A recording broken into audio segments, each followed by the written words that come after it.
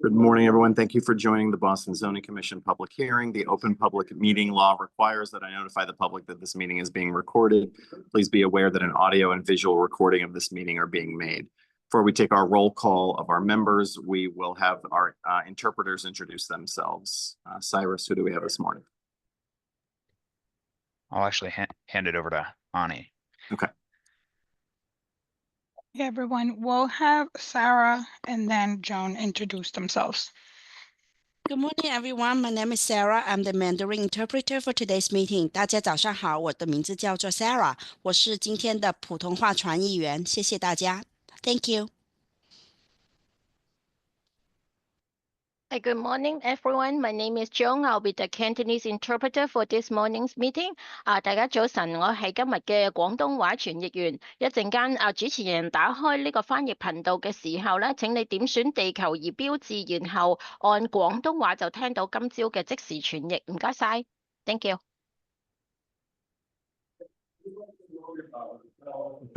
Interpretation channels should now be open. We will take a roll call of our members present at the beginning of the meeting. Ms. Hatton. Present. Mr. DeMella. Present. Mr. Marr. Ms. Morikawa. Present. Mr. Leff. Present. Mr. Arroyo. Present. Mr. Ostrich. Present. Mr. Woods. Present. Mr. McNeil. Present. And I am present. We will move forward with our 9 a.m. public hearing. This is a Aisha public Miller hearing. is here also. Mike. Oh, okay, wasn't on my initial list, but Aisha, you're here? Present. Okay, good to see you. Our 9 a.m. public hearing. This is a public hearing before the Boston Zoning Commission to consider the text amendment application number 532 submitted by the City of Boston Planning Department. The hearing was duly advertised on May 29th, 2025 in the Boston Herald. In a Boston Zoning Commission hearing on proposed petitions, the proponent will first present their case and are subject to questioning by members of the commission only. We'll take support and opposition at the same time. If you're planning to testify, please take time now to verify that your computer microphone is active. Click the hand icon on your Zoom control panel. This will signal to staff that you wish to speak. When your hand is raised, it will be blue. If you're calling into the meeting and would like to testify, please dial *9 to raise your hand. When I call for testimony, staff will announce your name and allow you to unmute your microphone. Your webcam will not be active. In an effort to accommodate all who would wish to speak about this proposal, each person will be given up to 2 minutes to comment. Commission staff will indicate when 30 seconds remain. At that time, please conclude your remarks so that the hearing may continue and others may be heard. Finally, the proponents will be allowed a brief period of rebuttal if they so desire. Will the planning department please begin the 9 a.m. presentation? Good morning, everyone. It's a pleasure to see everyone this morning. For the record, my name is Cyrus Maselli, and I'm a planner with the Department Zoning Reform team. And I'm happy to join you here today to talk about a good old-fashioned Scrivener's error text amendment to resolve language and clerical errors in the Boston Zoning Code. Next slide, please. The Boston Zoning Code represents approximately 4,000 pages of amendments and additions that have been made over the last 50 years. Some of these amendments have contained small typos, formatting issues, and inaccuracies, which together have accumulated over time. The amendment before you today proposes to resolve a set of such errors currently existing in the zoning code text. These errors are identified and collected on an ongoing basis through staff review of the code, notification from other peer department code users such as ISD, and public comment. This update and potential others in the future like it will not establish new regulations and will not change the functioning of the code's existing regulations. It serves instead to improve the code's accuracy and ensure proper accessibility to our city's zoning rules and requirements. Next slide, please.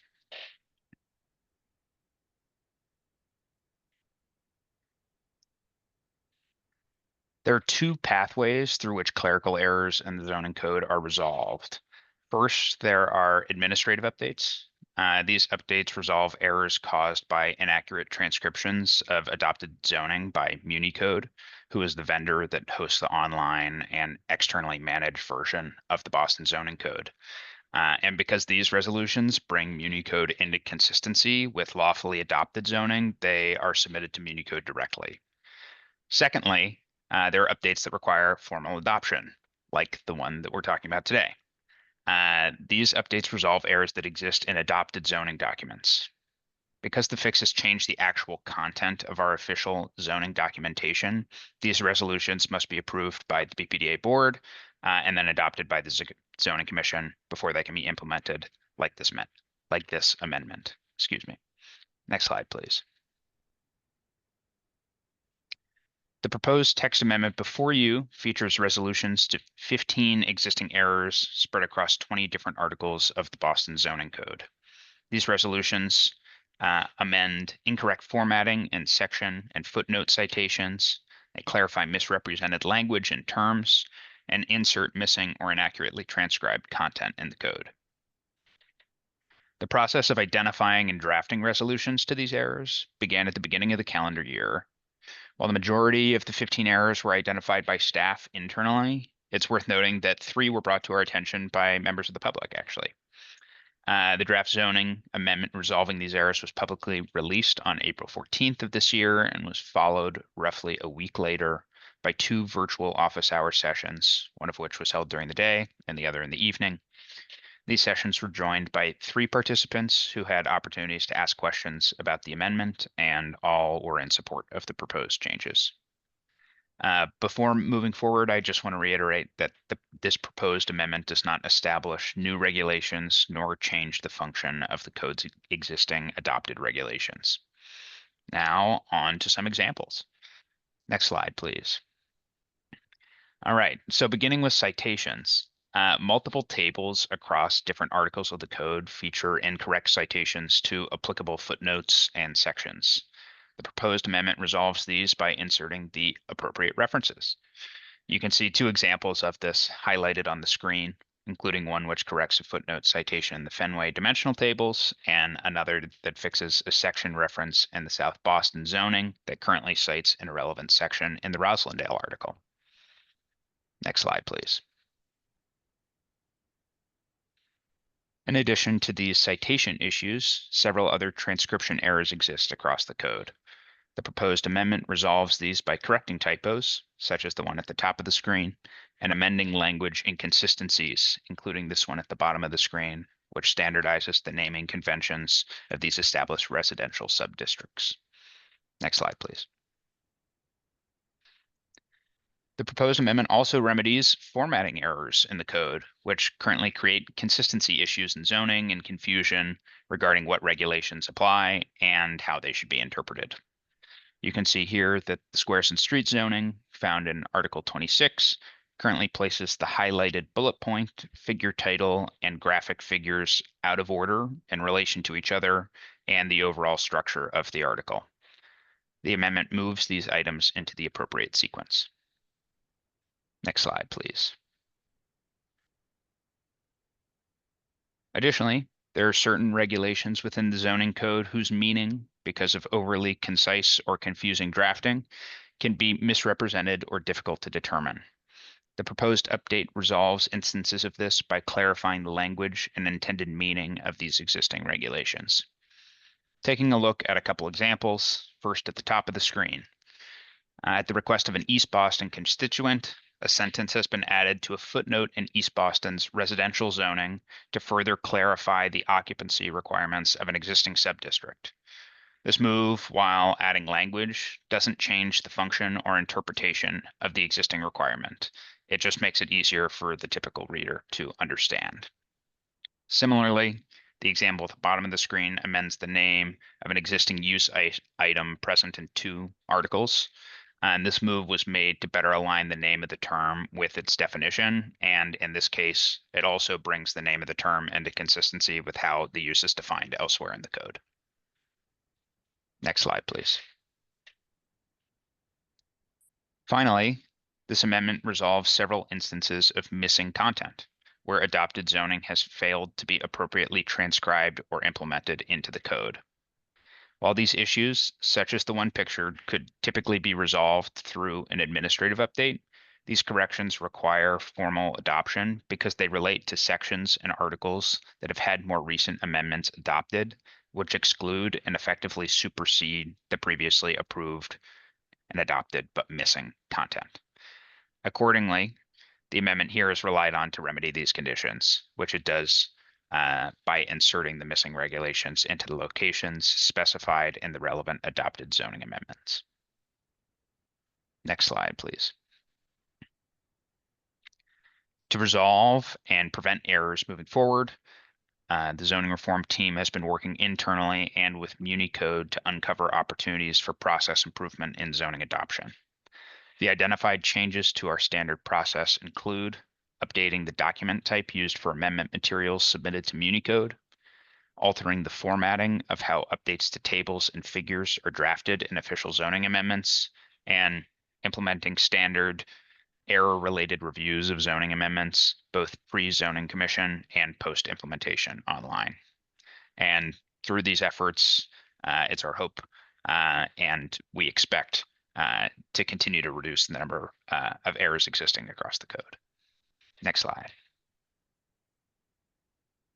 And with that, I'll conclude the presentation. Thank you very much, and I'm available to take any questions you may have. Thank you, Cyrus. We'll now open it up to questions from members of the commission only.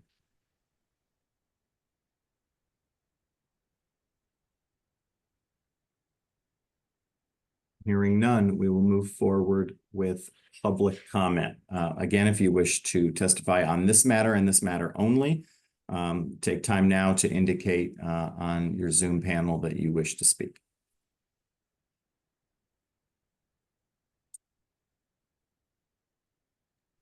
Seeing none, we will close out public comment.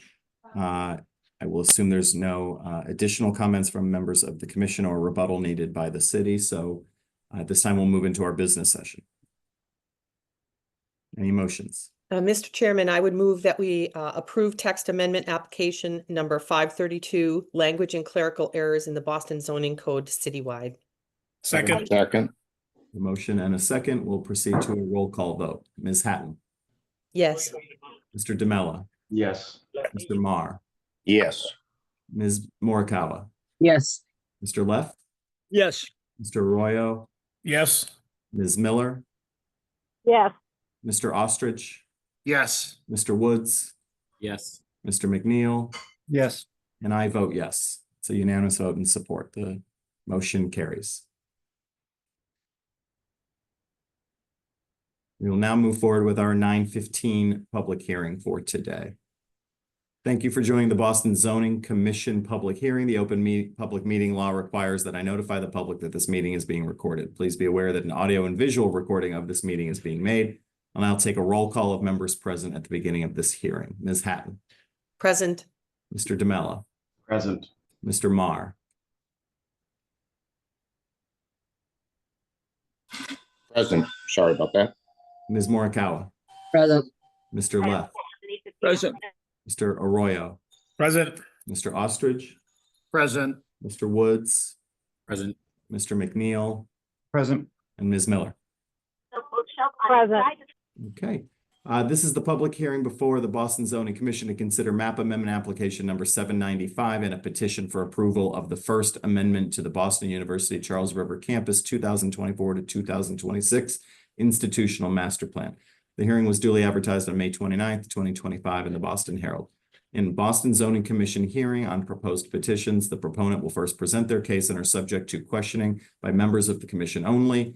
We are taking support and opposition at the same time. If you're planning to testify, please take time now to verify that your computer microphone is active. Click the hand icon on your Zoom control panel. This will signal to staff that you wish to speak. When your hand is raised, it will be blue. If you are calling into the meeting and would like to testify, please dial *9 to raise your hand. When we call for all testimony, staff will announce your name and allow you to talk. You will be able to unmute your microphone, but your webcam will not be active. In an effort to accommodate all who wish to speak about this proposal, each person will be given up to 2 minutes to comment. Commission staff will indicate when 30 seconds remain. At that time, please conclude your remarks so that the hearing may continue and others may be heard. Finally, the proponents are allowed a brief period of rebuttal if they so desire. Will the planning department please begin the 9:15 presentation?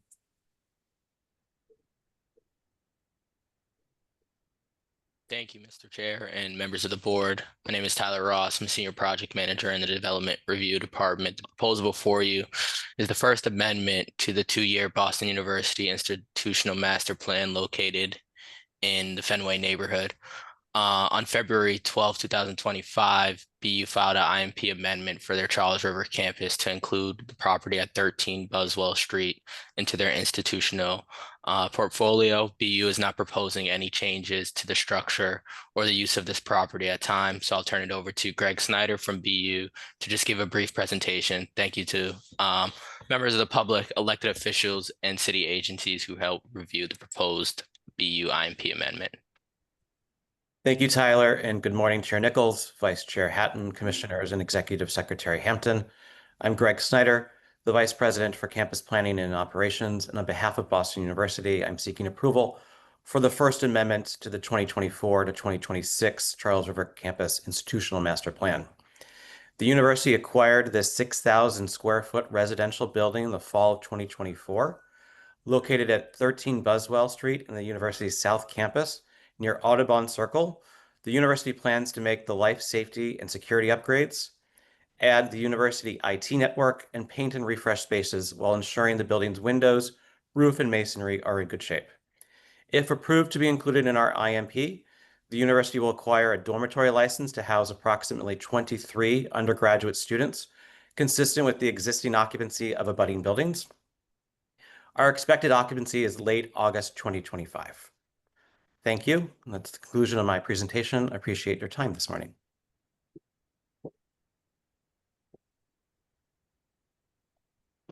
Thank you very much. Are there questions? We'll now at this time take questions from members of the commission only. Questions from the commission on this proposal.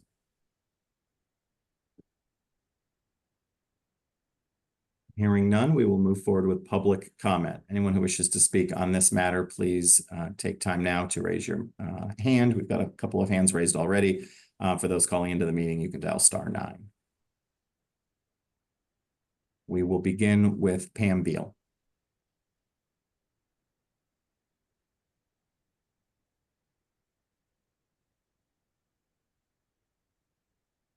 Pam, your microphone should be Yeah, you should be on. unmuted. Okay, there I go. Good morning.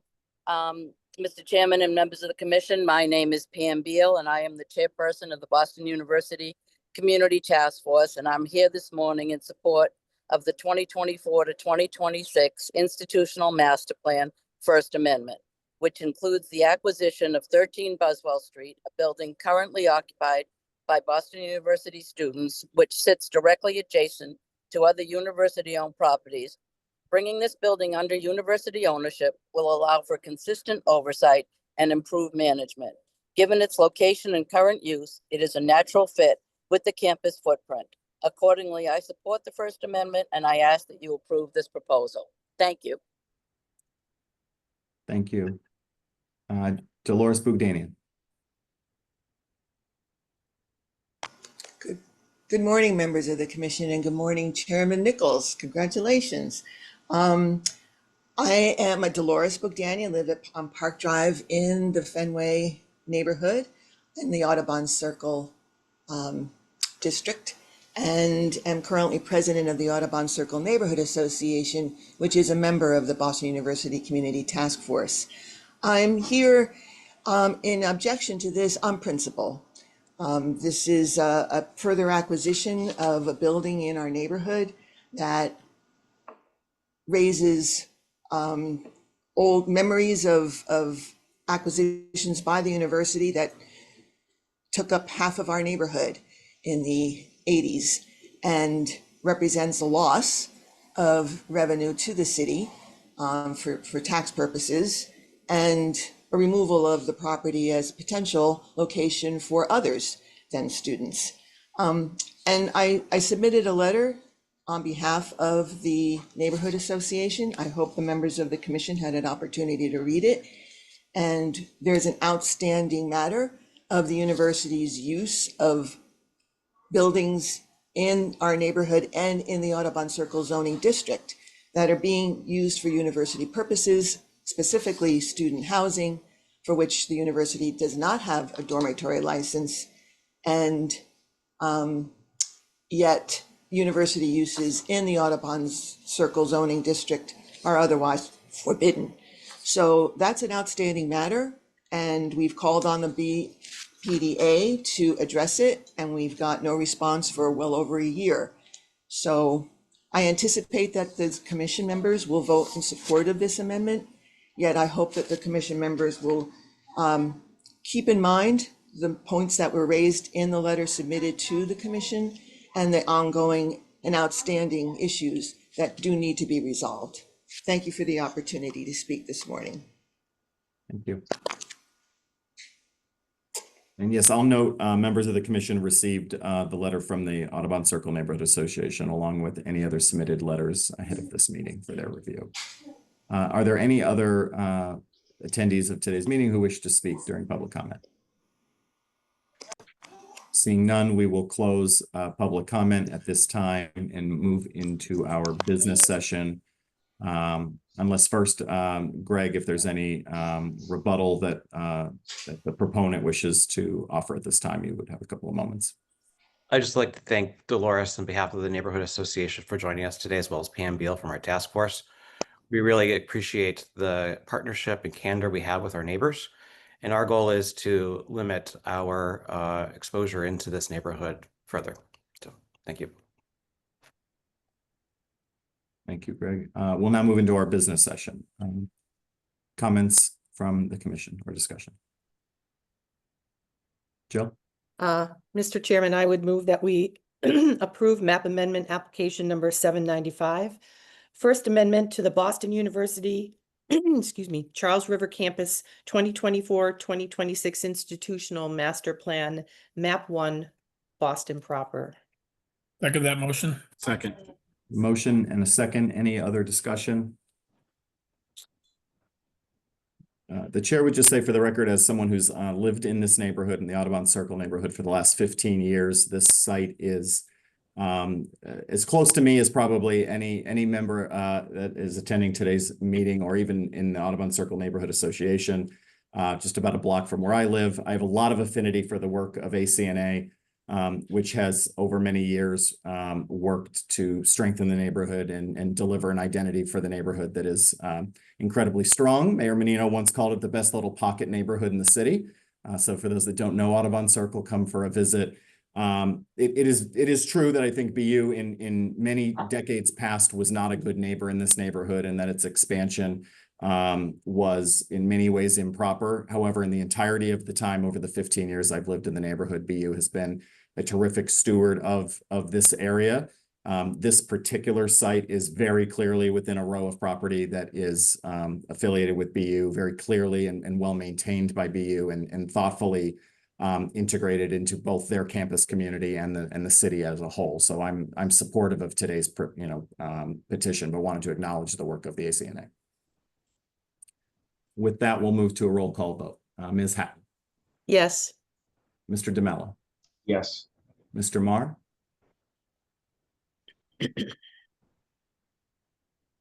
Mr. Marr. We'll come back to him. Ms. Morikawa.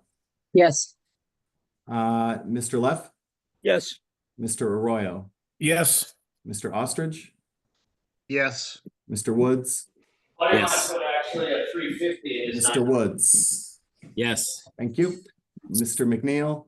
Yes. Ms. Miller. Yes. And Mr. Marr. Yes. And the chair votes yes. So unanimous vote in support. Thank you to the proponent and to planning department staff. Thank you very much. Thank you. That should be it for today, Jeff. That is it. Housekeeping? That is it for today. Housekeeping. I want to embarrass somebody on this commission. Ricardo has been named a fellow by the American Society of Landscape Architects. Nice. So Congrats. congratulations to you. And he has agreed to pay for the entire commission to go down to New Orleans in October for the ceremony. So that's nice of him. I appreciate that. It'll be a great party. So I want to say congratulations to Ricardo. It's a great honor, well deserved. Thank you. One Thank other you. thing, you all have the entire month of July off. We have Whoa. nothing coming to the commission. So, Dang. no Honor hearings, of ours. no hearing at all in the month of July. August could be a doozy. So, there is a potential for the new downtown zoning. I'm not sure if you've all seen the press on it, but that is slated to go to our board this month and then to you all in August. So enjoy the month. I appreciate the work that you guys do and the time that you put in, and I will be in touch. Jeff, just quick, is the date in August the 13th? Yes, it is. Okay. Thank you. Thank you. Thanks all. All right. All right. Thank you. Bye, all. Great day, everyone. Thanks, everybody. Happy 4th. Happy 4th. Happy 4th.